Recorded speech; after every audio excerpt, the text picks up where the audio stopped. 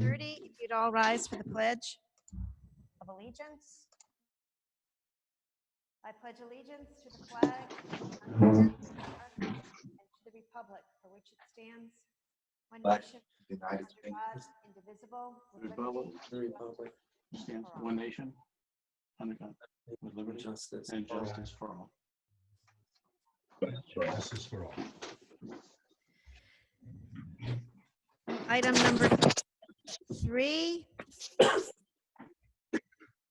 is approval of minutes from April 27, 2020. Is there a motion to approve?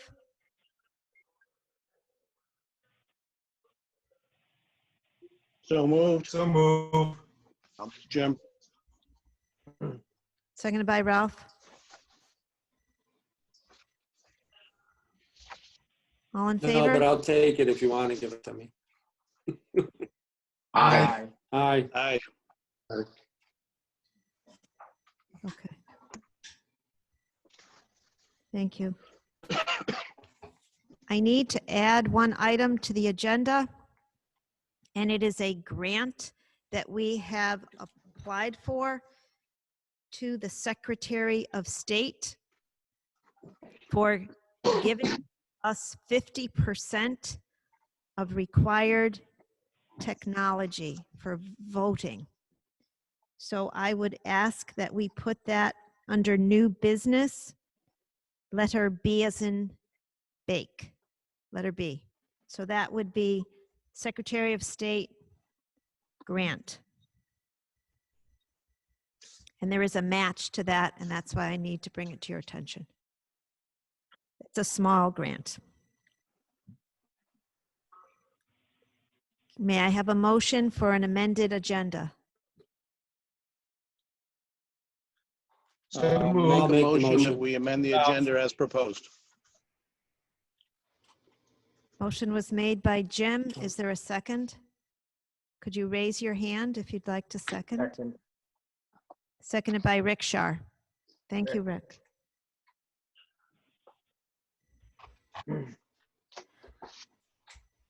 All in favor? Aye. Any opposed? We're all set for Aye. Aye.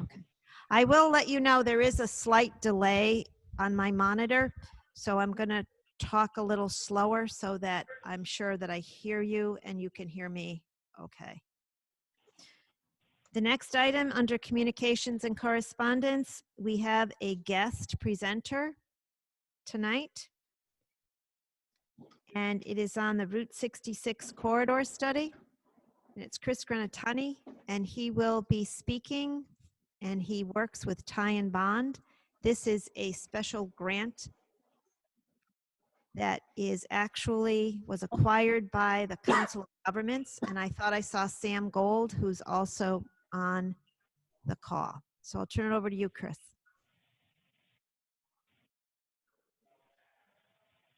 Chris and Sam, yes. Susan.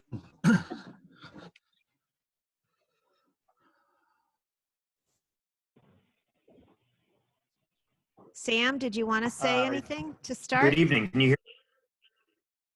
Oh, yes. So I'll kick it off. My name is Sam Gold. I'm the executive director of the Lower Connecticut River Valley Council of Governments.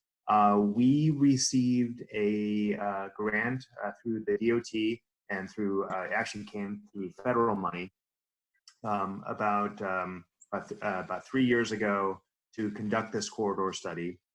This was a project that was done along with East Hampton, and in the combination of the federal grant administered by DOT and non-federal match from the towns of Portland and East Hampton, we were able to complete the study.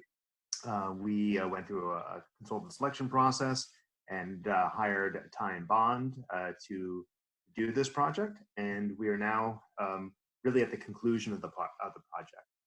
It's gone through, I'd like to say, it's been about 2 years that we've been working on this, and we're really happy to have this opportunity to bring to you the draft study.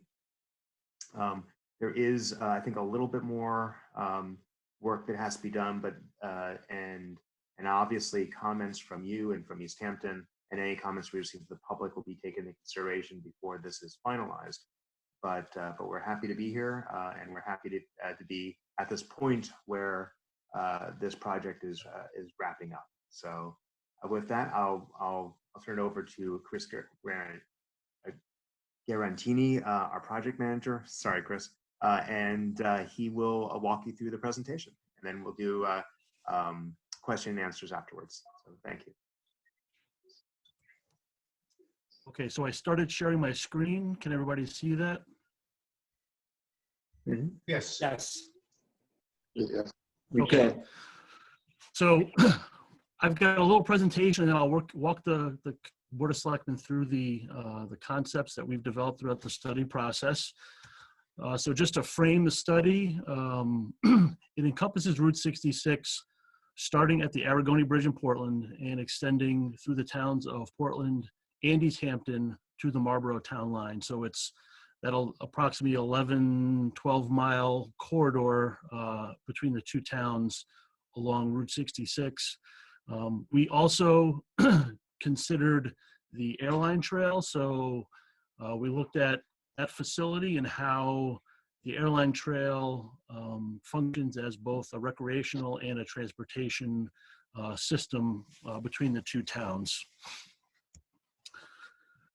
So early on in the study process, we had an advisory committee, and that committee, working with staff from RiverCog and Ty and Bond and our study team, developed the 4 study goals that you see on the screen. And really these goals are what we use to guide us through the study process, knowing that when we arrive at this kind of end product, that these were the objectives of the study. So we wanted to develop cost-effective transportation infrastructure alternatives. So we're looking for solutions that can be implemented and built. We wanted to safely accommodate future development. So we did have an economic consultant on the team, RKG Associates. They took a look at a lot of different financial, demographic, and economic metrics for both of the communities, and helped to look at what kinds of future development would be potential along the corridors, where that could happen. So we were looking at how to safely accommodate those future growth opportunities. We're looking at infrastructure to improve mobility of alternative travel modes. So that's, how can we encourage and safely move, pedestrian traffic, bicyclists, transit users, so that the system, functions well for all of the transportation system users. And then finally, we're in this process right now of developing this comprehensive transportation plan, and it really seeks to provide a vision. It'll have an implementation plan that prioritizes the improvements along the corridor to address both the current deficiencies. So those are things like operational and safety concerns today, but also looking out to the future and what changes will happen in the communities that will drive the need for improvements in the future. So the study looked at both existing, and we looked out 20 years to the year 2040. And what this graphic presents to you are the intersection operational conditions under future traffic. So this is both growth from land use changes, but also changes in the labor market, other changes in traffic that are expected along the corridor. We've worked with the Department of Transportation to identify the future traffic. So the state has a traffic forecasting model for the entire state. And they worked with us to identify what the volumes may be along Route 66 under 2040 conditions. We analyzed those traffic volumes. And what this graphic shows is in colors where the operational concerns are. So the intersections that are shown in green, we expect to have good operating conditions in the future. As you get to yellow, we still consider yellow C's and D's acceptable, but we're starting to get a little bit more congested. But what we really focus on is the E's and the F's. So those are the red boxes.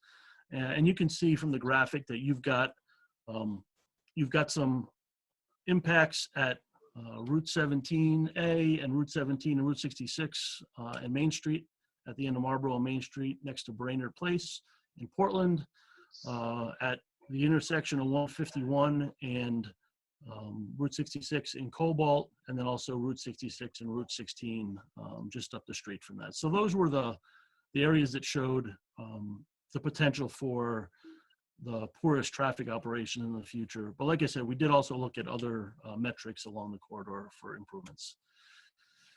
So as I said, the key issues were the congestion in the CBD areas. Parts of the corridor do experience very high travel speeds. And so safety becomes a concern in those areas.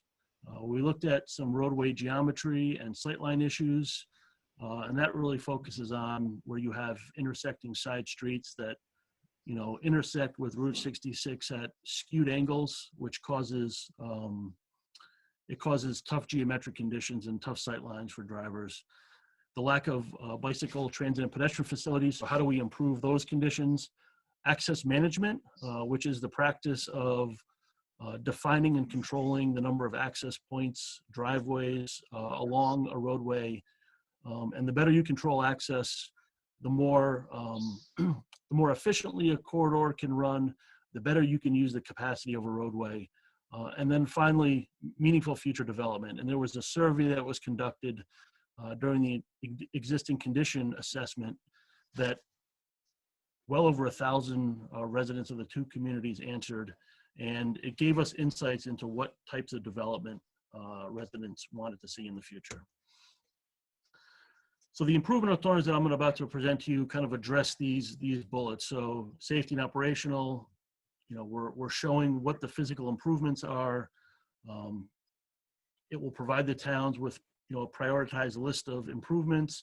It will be up to the towns and the region to prioritize those and then look for funding to build them. And then finally, these are conceptual, so we're still looking for feedback so that we can finalize this document and publish the report in the near future. So with that, I will start walking you through the concepts. So we'll open up to the selectmen for comments. Thank you, Chris. So I do have the concepts that I want to walk you through now. Okay, are there no comments at this Are point? there any questions on that? Okay, Chris, go ahead. No questions at this point. Okay. So I'm going to walk you from the Aragoni Bridge, and we'll work our way west to east through Portland with the different sets of ideas. So this first concept was an idea that came out very early in the process, and it was a request to look at what opportunities existed to essentially bypass Reshare the screen. Chris, can you reshare? Excuse me, Chris, can you reshare the screen, please? I'm sorry to interrupt. Yep, I didn't realize it stopped. Thanks, Kevin. Almost. Good. Not yet. There it is. It's up now. Got it. Okay. So this first concept is what we'll call the Route 66 bypass. And this was an idea that came to us early on in the process with the intent of taking Route 66 off of Marlboro Street and creating a new Route 66 corridor to the south of the industrial area so that the regional traffic on Route 66 could stay on a new corridor, and then the local town trips would stay on, Route 17A, Main Street, and Marlboro Street. So it was really a way to pull the traffic that's regional traffic off of Marlboro Street and Main Street so that those streets could be reimagined into a much less busy corridors. And so we've got two, it would involve a new interchange type of configuration at the end of the Aragoni Bridge, a new corridor of Route 66 to the south of the industrial park area, and then reconnecting with what is currently Route 66 today up at High Street. And so there were two ideas up at the High Street location, one or two signalized intersections. And what that allows us to do is it allows us to then assume that there'll be less traffic on Marlborough Street. And so we had two ideas. One was both are road diets, and a road diet is where you reduce the number of lanes on a roadway and reuse that extra space for parking or bike lanes or transit uses. And so the concept on the top of this page kept the median that's there today, but enhances it because you don't need the 4 lanes. So now you're going down to 1 lane in each direction. So this concept shows 1 lane in each direction, a median, a wider median that's out there today, bike lanes, and then parking lanes on both sides of the street. So it transforms Marlborough Street into kind of a town road with on-street parking, bike lanes, and a single lane in each direction. The second idea on the bottom of the page is what we'll call a center turn lane idea. And that is, instead of having the median, which limits access to both sides of the road from either side of the road, the center turn lane essentially allows traffic to enter in all of the parcels on either side from a new center turn lane. And so you would still have the 1 lane in each direction. The median gets replaced by a center turn lane, but you still have the bike lanes and the parking on either side of the street. So that's kind of how, if you can reduce the number of the traffic volume on Route 66 that is today, Marlborough Street, you can then convert that street into a much different type of roadway, because you're not trying to process, what today is upwards of 24,000 trips a day. You would pull a lot of that traffic off of Marlborough Street to the new Route 66 corridor shown in the bypass.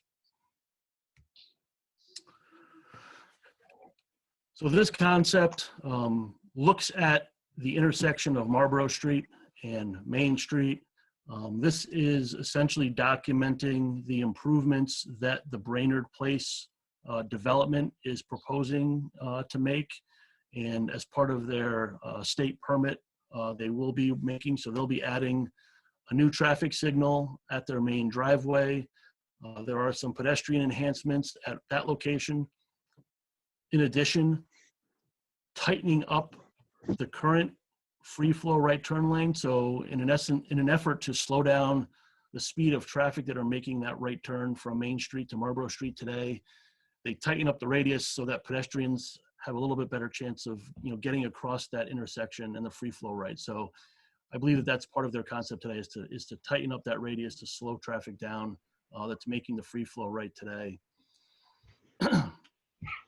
And then some lane use changes to Main Street southbound for traffic that's coming into Brainerd Place from that direction north of the development.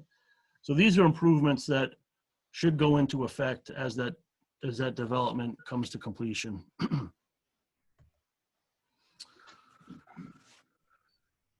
So in addition to looking at the roadway corridor, one of the kind of the lower hanging fruit that we see on Route 66 and Marlborough Street is to implement sidewalks on both sides of the street. So there are currently a lot of gaps in the sidewalk infrastructure on the south side of Marlborough Street.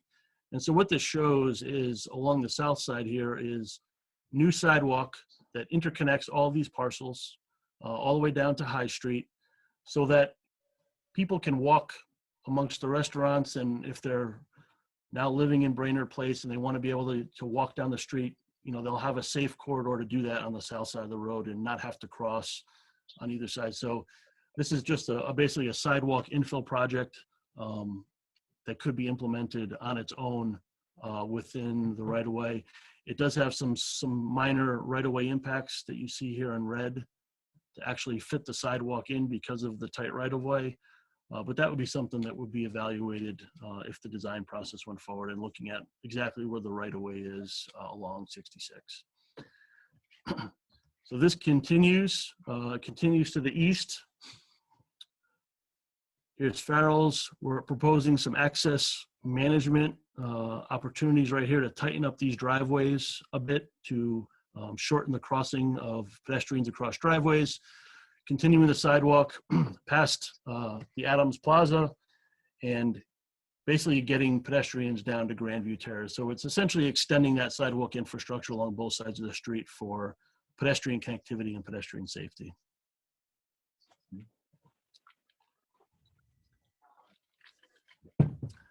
So now we're moving out to where Route 766 merges from the 4-lane section to the 2-lane section. And here's the gas station, Camp Ingersoll's driveway.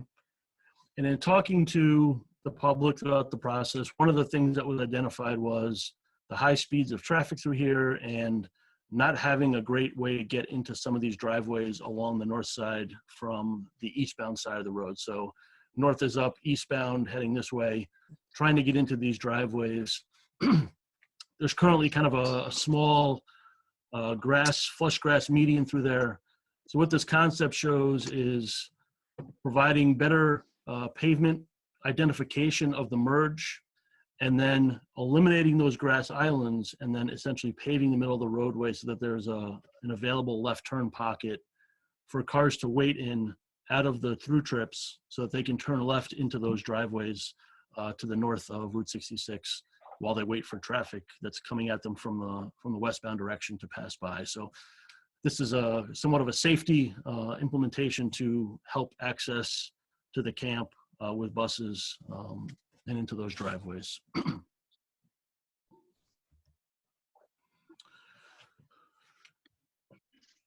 The Opticom headquarters is going in this location, and so this is providing left turn lanes on Route 66 into the driveway here, and then also into the gas station.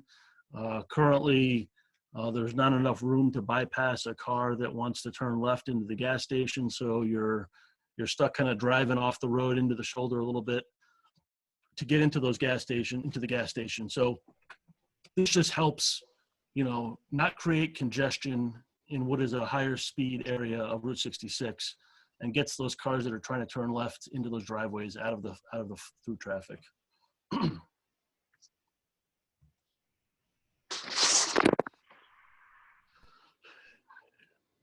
So this looks at the ledges, and through the ledges, as you all know, it's very tight. The rock is immediately adjacent to the roadway. And so this is a project that would clear out the roadside areas a bit, increase the clear zone, cut the rock back, and provide wider shoulders and better horizontal sight lines through the curves through that area. It would increase safety. It would allow for people that are on their bikes and using 66 to get through this area more safely. It would give cars a chance to recover if they did get off the road and not encounter rock immediately off the side of the road. So this is just some kind of roadside clearing and safety improvements to the area of the ledges. And the pictures kind of show you like how close it is and how the sight line around the curves is fairly restricted by the rock ledges that are there today.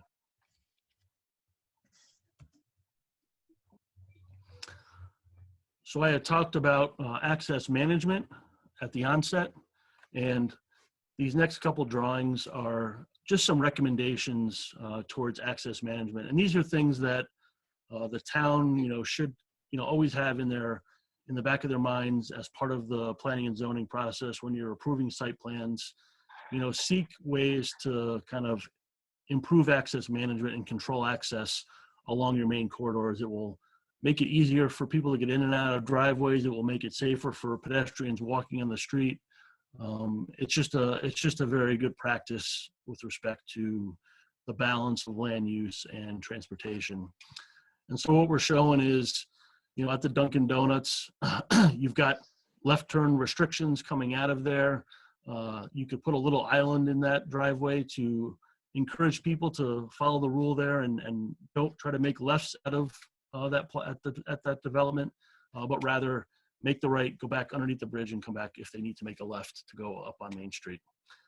We also talk about interparcel connections to improve circulation through there. Moving along Marlborough Street, what we're showing is, looking for opportunities to close driveways. So for instance, Portland Automotive has got 3 driveways on this little parcel. They've got 2 driveways on Route 66 and a 3rd driveway just around the corner on Pickering Street. And so looking at opportunities to narrow, reduce the number of driveways all along this corridor. I will admit that access management is a very challenging type of initiative to actually implement, because you really can't force people to make changes to their site plans. You're not going to come in and close driveways without creating a firestorm. But what this does do is it provides you with kind of guidance on how, as you look to the future and as parcels come in for redevelopment or look to change the way that, if even today, there's been a couple parcels that were redeveloped recently along 66, and looking for ways to control access is very important for the system. So that's what these plans just seek to do, is it's more of a guidance and a tool for the planning process. Similar here.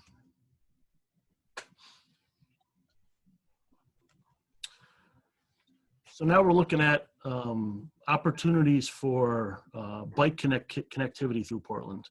And so this concept shows a couple different things. So in the inset is an idea that we've worked through. So what this shows is, as you're coming from the Aragoni Bridge and heading north along 66, we would take the sidewalk and move the sidewalk out and to the right, so that bike traffic could then just roll down a ramp and then get onto the actual paved roadway, versus trying to navigate down the sidewalk like they would today and then having to try to cross Lower Main Street and these crosswalks that are there today as they're heading down the hill. It becomes very challenging because it becomes very steep through there very quickly.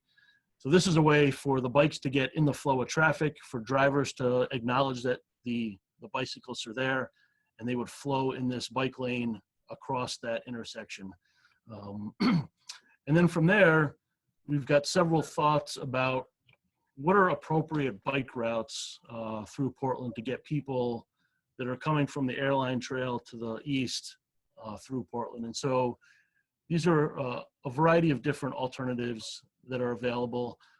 The blue line would be something that could be considered if you did the bypass and you had less traffic on Marlborough Street, and you could put bike lanes on Marlborough Street. In the absence of the bypass, if you wanted to get bike traffic to the Aragoni, that could be coming down the airline road. You've got the railroad roadbed there. You could extend the airline trail off the road there and then get onto Pickering Street, and then use the ramp system to get up to the Aragoni Bridge that way. From the connection point with the airline trail, you could also follow the yellow line along the secondary roads through town. And so these are just different alternatives that the town can continue to look at and consider as far as identified bike routes through this part of Portland. So we also had a lot of discussions through the study process related to the airline trail. And so right now we've got 2 kind of prevailing ideas. One is the preferred option is to be able to extend the airline trail along the abandoned rail bed. But those properties, and that's shown in the dashed blue line, so you see it running along the existing rail corridor today. Unfortunately, we understand that those are several different private property owners that own those parcels where the rail bed exists today. And in the absence of being able to actually connect all of those and gain access to them in the future, we've also looked at an alternative to the preferred, which is on the rail bed, is what we'll call it's a roadside trail. And so that is what's shown in the little inset here and in the green line. So from William Street to the east, we understand that the airline trail can be extended within the existing right-of-way. But from this point is where the private property occurs. And so in the absence of that, we would take the airline trail, put it on the road, come down to Route 66, and then we would adopt a roadside path where bikes and pedestrians could then walk in a pathway that's next to the road, not in the shoulder, but next to the road on its own facility, but utilize the right-of-way that's there today. And that's what's shown in the solid green line.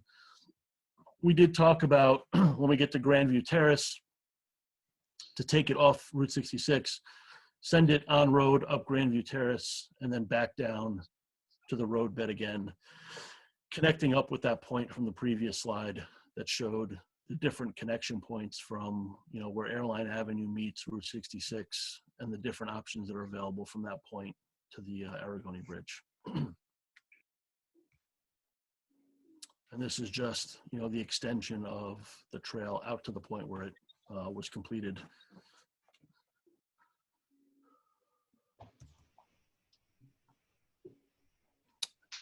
And then finally, we did also have several discussions with Middletown Area Transit. And we understand that Sam and his group are working on a regional bus study. And one of the initiatives is to actually have defined bus stops versus the wave down method. So we looked at some key points along the study corridor, such as Quarry Heights and Brainerd Place, where defined bus stops could be established with shelters so that riders would know that they can get a bus at that location, that they have a facility and an amenity where they can wait for the bus that will protect them from the elements, and they'll have a regular schedule so that they know they can wait safely and not have to just walk out to the edge of the road and wave down a bus as it passes by. So that's really what these opportunities are. So you've got one at Quarry Heights, Brainerd Place, and then the Portland Adams Shopping Center as three of the key points where we think a defined bus stop would serve people who need transit well. So I can keep going at this point, Susan, and go into East Hampton if you'd like, or I can kind of stop there and leave it at that for the Portland concepts and take questions. So however you want to. Let's leave it to the selectmen. Would you like to see the East Hampton piece, or have you seen enough and you could review it on your own time at your leisure? I would suggest that maybe we, as long as we can get these slides and be able to look at East Hampton ourselves, it would be a good idea, because obviously we have the budget issue at hand and a large number of people that are going to sit and listen to us talk about the budget. But we've covered the core information. I think that you put together some great ideas. I mean, I like the change of the lanes. I know of this bypass of 66 because I've talked with the person who's probably the one that suggested that to you. And it would be nice if we could have a turn lane down 66 near the main area. I'm not sure if that turn lane into Camp Ingersoll would work as well, because I think people could potentially still be moving at a great speed over at that area, because it's, down towards the main area of town, you're now going to convert it to one lane each and there'll be probably less movement, but towards Ingersoll, I think there'll still be a problem with speeding. So that I certainly like the idea, because I spent many years turning into Camp Ingersoll for soccer and worrying about making that turn. But that would be the only thing. But I think some of the other ideas, the bike trail and the bus stops, are excellent ideas. So Thank you, Ralph. to answer your question quickly on availability of information. So on RiverCog's website are the existing condition report, the future condition report, the analysis of alternatives report. So there are volumes of information that we've collected throughout the study process that talks about kind of all the background that I gave you in about 3 minutes is documented in probably a couple thousand pages of information in those reports. So there's a lot of information and material there that supports all of this study process that's available on the website, that you can download these concepts and all the information that supports them that way. Thank you, Thank you. Chris. Are there any other comments from selectmen? I have a question. Chris. Chris. I thought I heard Rick Shar. Rick, did you speak? Yes, you did. Yep. Certainly. Chris, if that bypass for Marlborough Street in Portland were to happen, then on your slide, it looked like you had a couple of lights at High Street and Airline Avenue. At one point, I had heard talk about a roundabout there or some sort of rotary, and I was just curious why you went with the lights.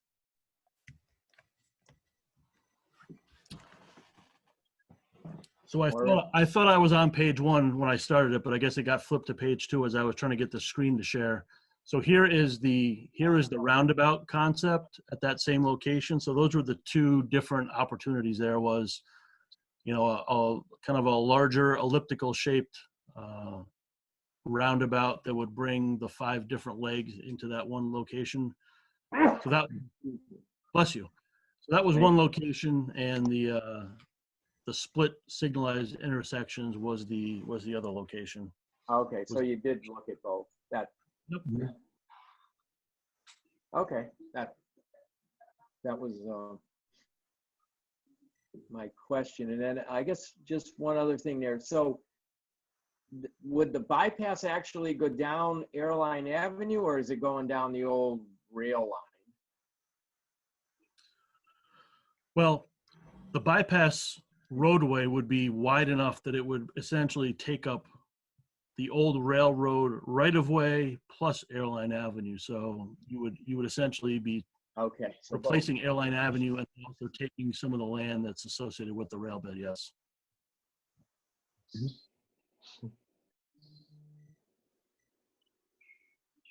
all right, thank you.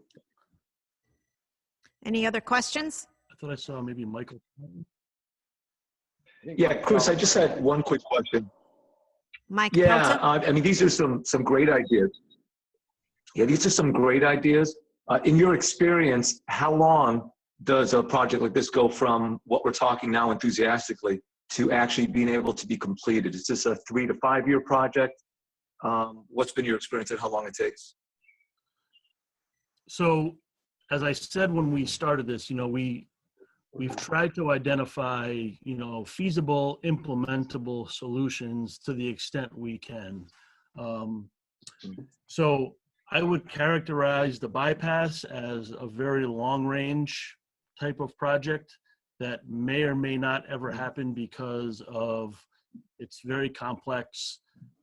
It's tough to, the land that it would take at the right of, where it comes off the bridge and the interchange there. It has a lot of challenging structures that would have to be built to make the connection down. And so, this is the type of idea that is really a long-range type of solution.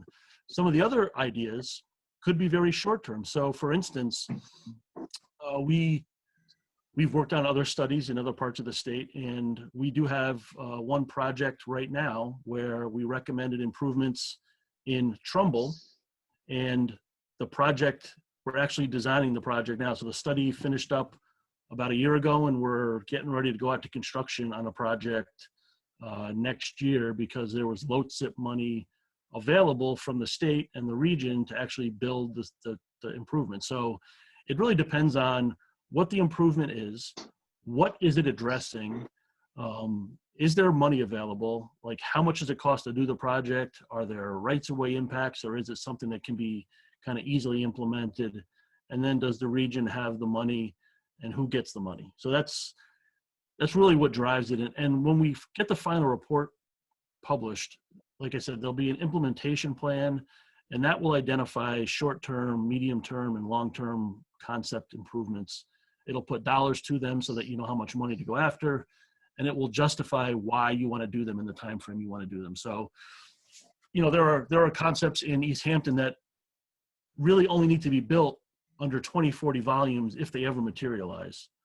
And quite honestly, it's hard to say what the future might look like as far as traffic volumes go with, you know, what's going on today in COVID.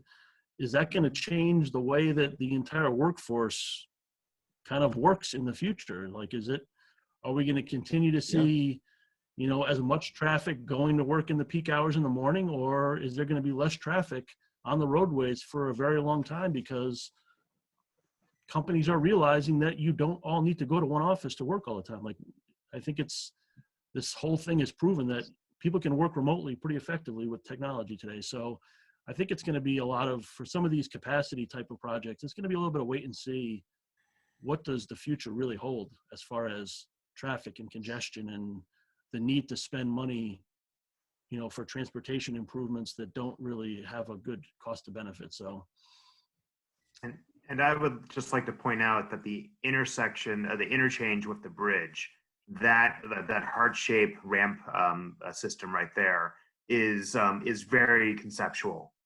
That alone would take a study of its own to figure out exactly how to design that. It's three-dimensional, of course, because you have a grade change, and whether or not those curves and those ramps can accommodate the level of traffic that we would expect to be using them. So what we're showing here is very conceptual, and that alone would require a further engineering study to really figure out if that configuration works, and if it doesn't, what configuration would work.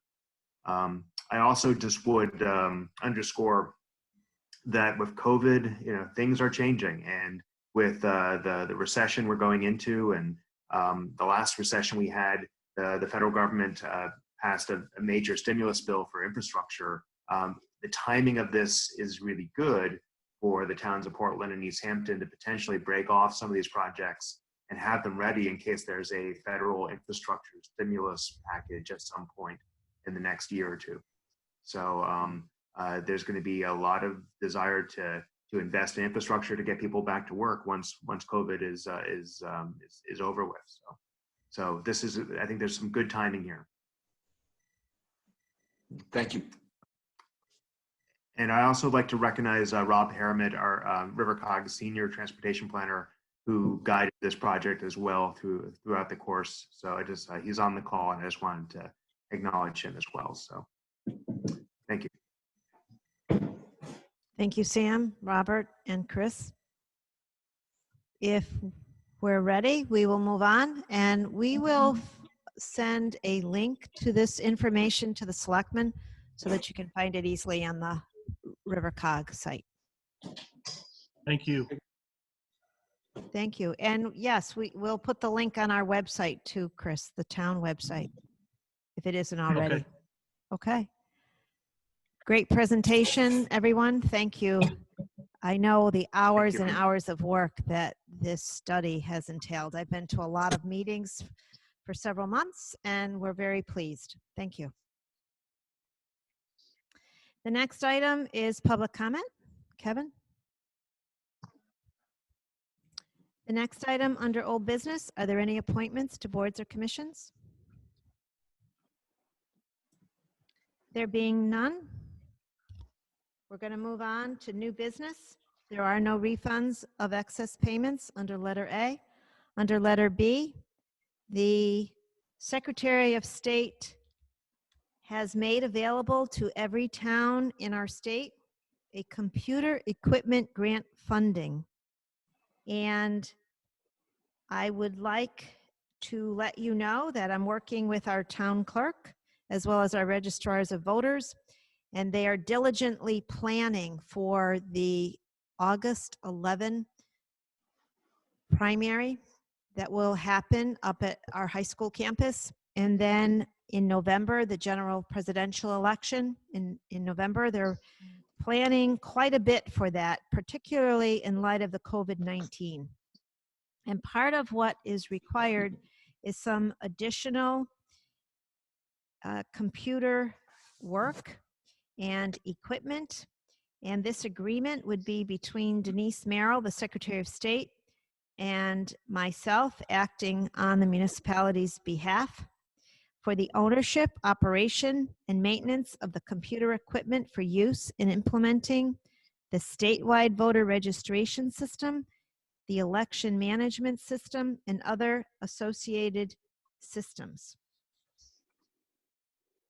The amount of money is that the state would agree to remit to the town 1/2 of the total cost for purchase of new computer equipment to be used in association with voter registration and election management systems. The amount would not exceed $358.50 per machine purchased. The computers and monitors to be purchased would be at a total cost of $2,868. The price per monitor and computer set is 717 cents. The town agrees to match such amount to complete the purchase of such new computer equipment. The town further accepts all of the state's right, title, and interest in the computer equipment subject to the terms and conditions of the agreement. So the state would be paying 1/2 of the cost. So I wanted a motion from the selectmen to agree that we would proceed. Tom Robinson, did you have any comments on this grant?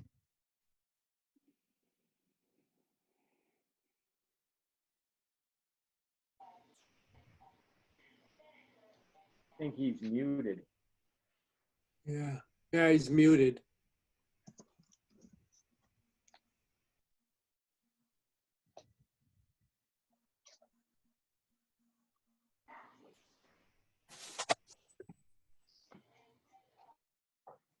Just to repeat, the state would be giving approximately $358 per machine times 4.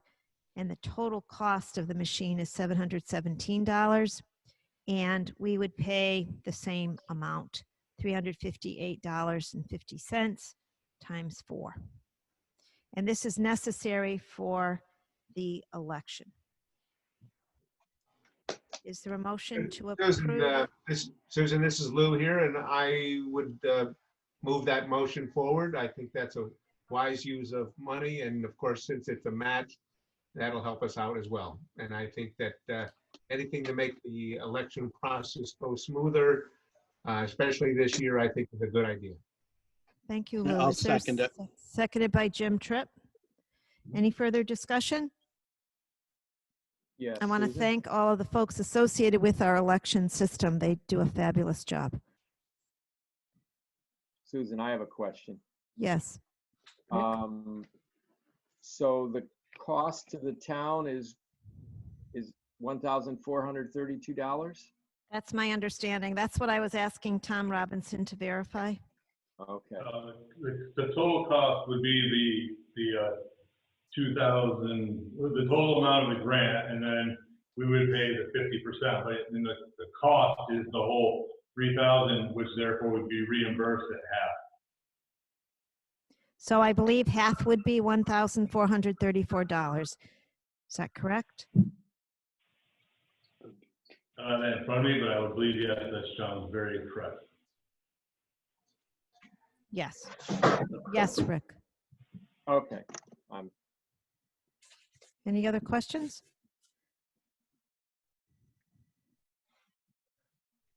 All in favor? Aye. Aye. Any opposed? Any abstentions? Thank you. Motion carries. Status and committee reports? Susan, before we move on my agenda, I did have one refund of excess payment for Linda Cunningham. I'm sorry, you're right. Thank you. Could you please make that? I had an earlier agenda that was added. Could you please make that motion? Jim Tripp? Absolutely. I'll make a motion that we refund the amount of $116.26 to Linda C. Cunningham. Is there a Second, second? Ralph Who made- seconded. Was that Rick? Ralph? Ralph. Any discussion? All in favor? Aye. Aye. Any opposed? Any abstentions? Thank you very much. Susan, Yes. in the same vein, on the version of the agenda that I have, there was a resolution item about reappointment of engineering firm for the town center village. Yeah, was district that overlay. under old business or new business? I'm sorry. That was under new business. Okay. So that would be, we'll just call that letter, was that B? And that was actually A. B was the refund. So probably we Okay. should have had C for the one we just did. Okay.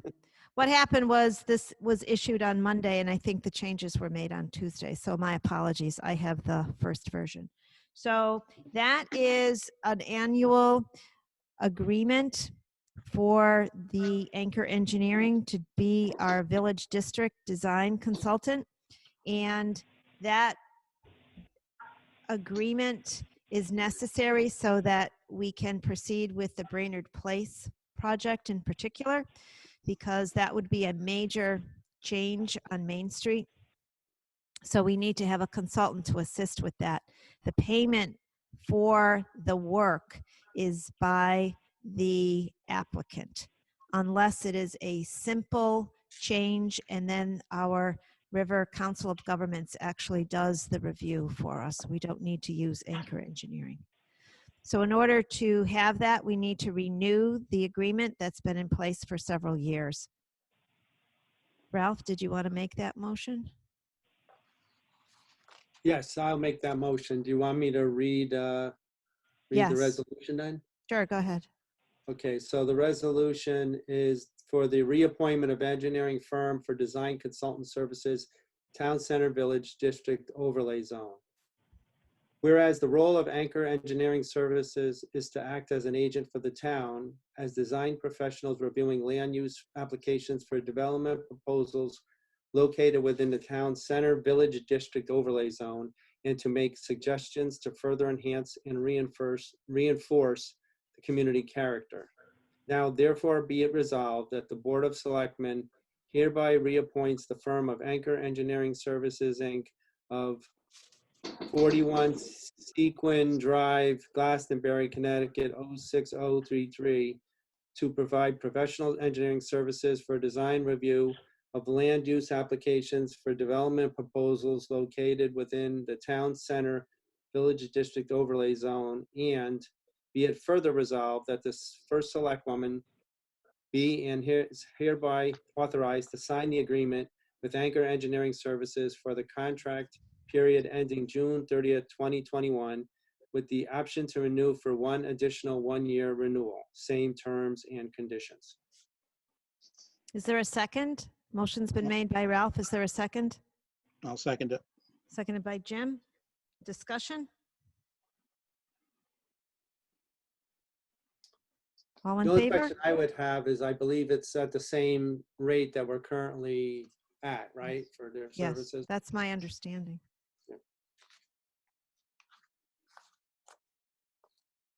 That goes into effect when, the new contract?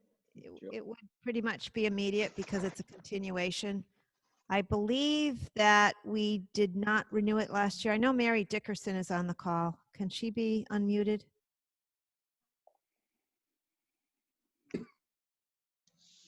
Are you on the call, Mary?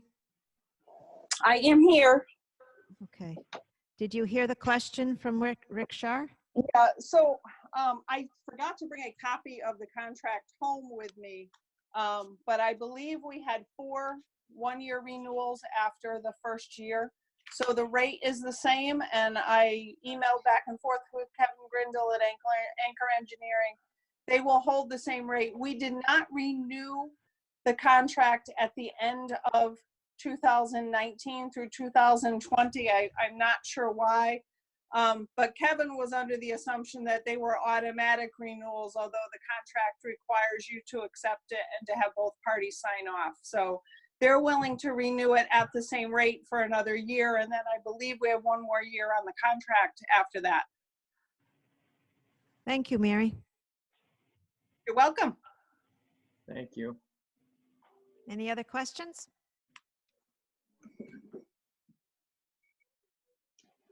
All in favor? I, Any opposed? Any opposed? Any abstentions? Motion carries. Mary, did you have something to say?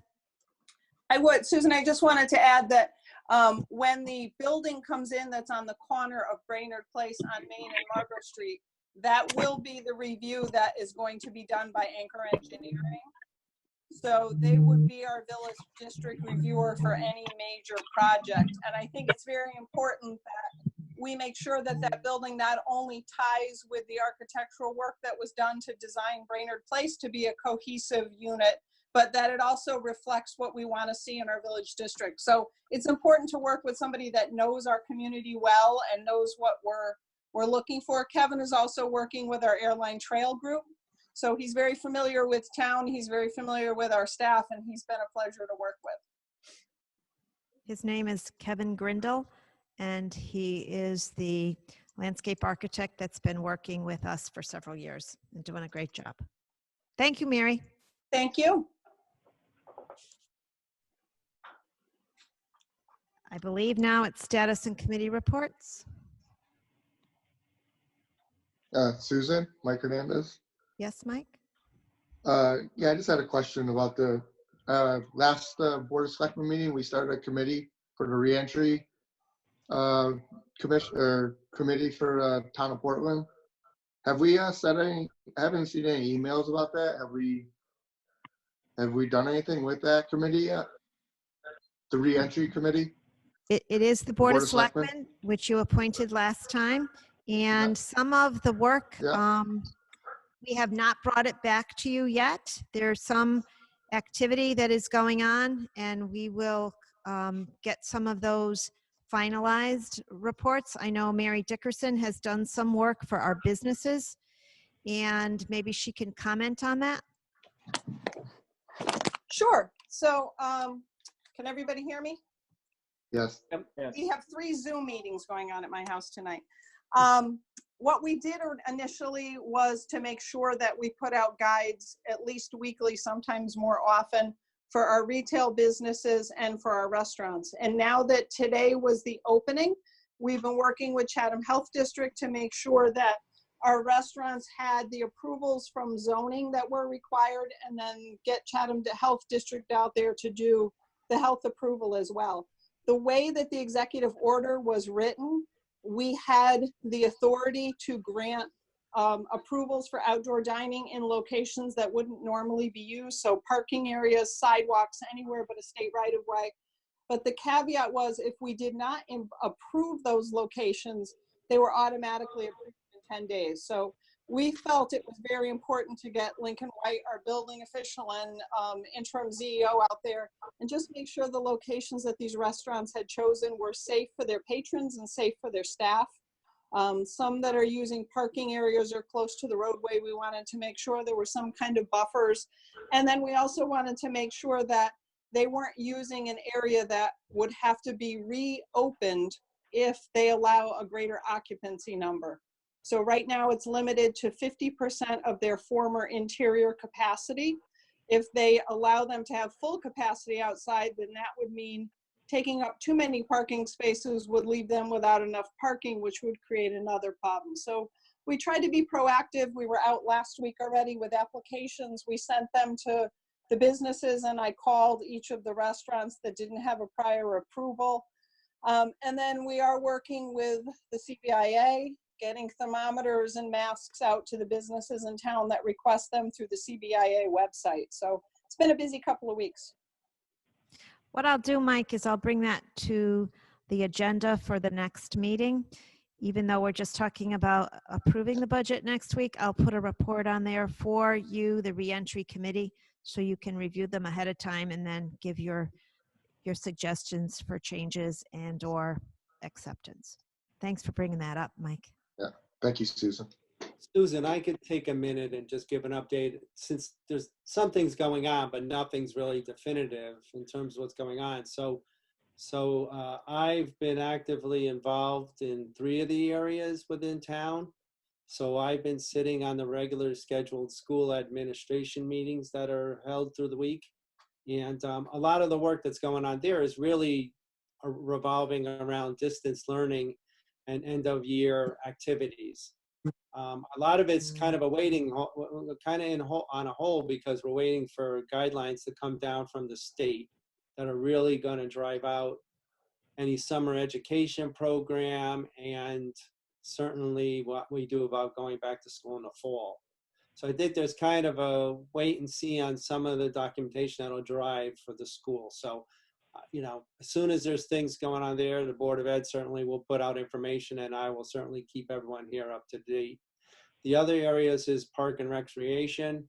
And Nate and I talk frequently about what we can do about trying to open and give access back to the town with some of our facilities. Again, we're kind of in the same situation of waiting to see what we'll get for guidelines from the state. Nate's trying to begin the work on looking at what we're going to do in terms of how to deal with it with regards to the summer. And this, with regards to the summer, Nate is also engaged with the schools and looking at if there could be some sort of a collaborative effort between the schools and our summer camp program. We'll have to see how that plays out, but that is something. It's obviously a focus point because it's critical to the town, the summer camp program. But again, it kind of what's going to drive us is what kind of guidelines come down from the state in terms of how this has to be handled. And the third one I'm being involved with, not as much as of late, but certainly probably pick up, is with the library. So there are things going on, but unfortunately, a lot of it is a wait and see pattern. So it's hard to really bring anything forward yet. Hopefully, within the next week to 2 weeks, we're going to start getting guidelines that are going to direct how everyone has to proceed. Yeah, I think we'll have some more information to share next week. I know Michelle was looking at some items as far as municipal building usage. I'm not anticipating any change because our staff has been working every day. We were not closed during the period, the last 8 weeks, but we are closed to the public. But we are getting more phone calls and more requests, and we are meeting our customers outside near the flags. It's been good weather, and we've been able to accommodate their needs and supply the equipment, whether it's they're picking up a mask or they're picking up a pistol permit or need some information. So I encourage anyone that needs service or has a question to either call the individual department, or they can call my office, and Michelle and I will help you to make sure that you get the information and that we get anything that you want to submit. One other thing that's sitting in the hallway right now in Town Hall is a new box, and the container box is larger for people to drop off materials if they have large maps or they have documents that would not fit in the very small mailbox that's on the back of Town Hall. So Bob Shea researched along with some other staff, and they found a good size container that you will be able to drop off materials in a safe fashion. I know Ryan Curley is working also with the Secretary of State, and they'll be supplying to cities and towns boxes to place information about voting, whether or not it's an absentee ballot and things of that nature. I'll leave that to Ryan to give us more information when that becomes available. There's a lot of discussion that's going on. The final, as was indicated a few minutes ago, Ralph said a lot of the final is not done. Some is. So I'll tell you, it's every day something changes. A decision is made and then it's pulled back. Another decision is made, it's amended. So it is very much a fluid process, but we'll be able to bring you some documents next time, and I'll try to get them to you ahead of time so you can look at them, share them. Good point. Thank you. Thank you.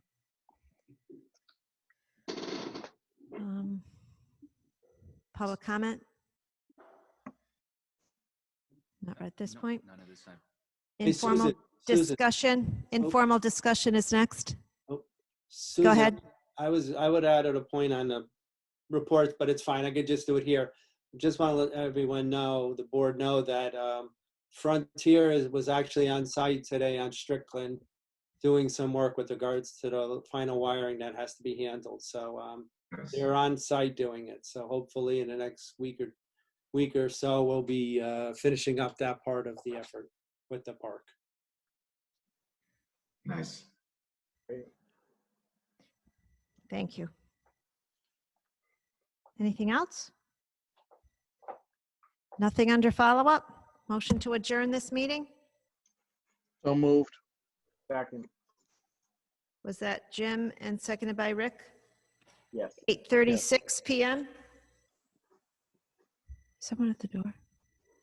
Okay. All in favor? Aye.